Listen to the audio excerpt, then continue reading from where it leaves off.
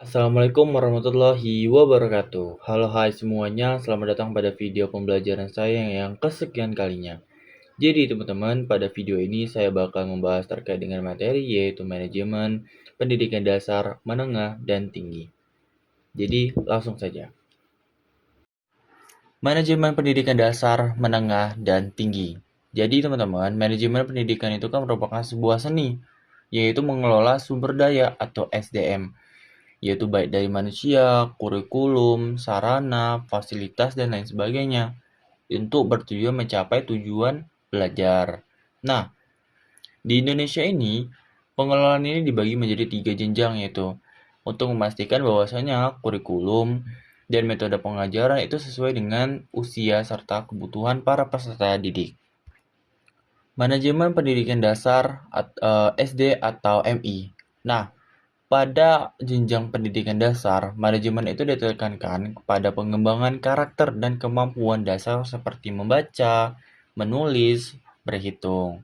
Nah, pengelolaannya itu biasanya lebih fleksibel melalui manajemen berbasis sekolah atau bisa disebut MBS, di mana sekolah itu diberikan otonomi untuk mengatur kegiatan pembelajaran yang paling sesuai dengan lingkungan sosial siswa agar transisi dari masa bermain ke masa belajar itu berjalan secara optimal. Nah, ada juga pun 3 pilar utama dalam manajemen ini. Ya, mulai dari sebagaimana dari personalia guru, dari kurikulum dan sarana prasarana. Selanjutnya yaitu manajemen pendidikan menengah SMP, SMA ataupun juga SMK. Nah, manajemen pendidikan menengah berfungsi itu sebagai jembatan menuju kedewasaan akademik ataupun juga profesional.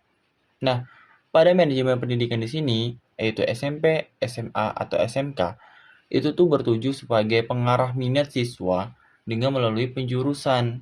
Nah, ataupun juga peminatan.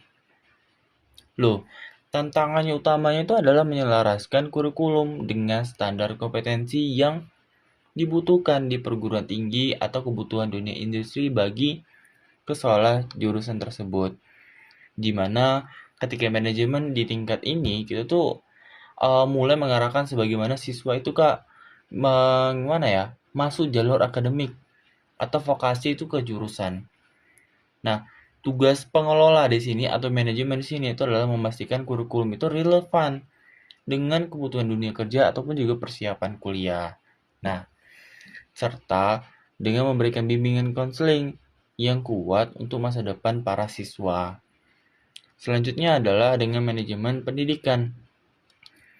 Eh, Manajemen pendidikan tinggi, yaitu di mana pendidikan tinggi ini memiliki manajemen yang lebih kompleks karena mencakup pengajaran, penelitian, dan pengabdian masyarakat. Nah, manajemen ini berbeda dengan sekolah. Ketika manajemen kampus itu berpegang kepada Tridharma, pendidikan, penelitian, dan pengabdian yang dimaksud, kampus itu tuh memiliki sebuah otonomi tinggi, yang dimana untuk mengelola riset dan keuangan secara mandiri guna menghasilkan lulusan yang ahli dan kompetitif secara global.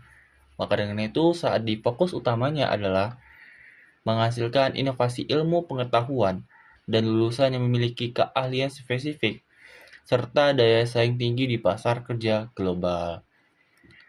Selanjutnya adalah perbedaan dan tantangan antar jenjang. Yang dimana tantangan terbesar itu adalah di saat transisi antar jenjang. Sebagaimana lulusan sekolah menengah itu siap menghadapi kemandirian di perguruan tinggi nantinya. Selain itu, digitalisasi manajemen dan pemerataan kualitas fasilitas di daerah itu justru masih menjadi fokus utama yang perlu dibenahi. Nah, karena itu, tantangan umum yang dihadapi meliputi pemerataan kualitas fasilitas, aksesibilitas pendidikan di daerah terpencil, serta digitalisasi sistem administrasi pendidikan yang belum tentunya merata. Nah, selanjutnya adalah mengenai kesimpulan. Jadi teman-teman, Keberhasilan sistem pendidikan nasional itu tuh justru bergantungan kepada kesinambungan antar gerbang, antar jembatan sebagaimana manajemen dari tingkat dasar hingga tinggi itu justru manajemen di tingkat dasar itu sudah kuat.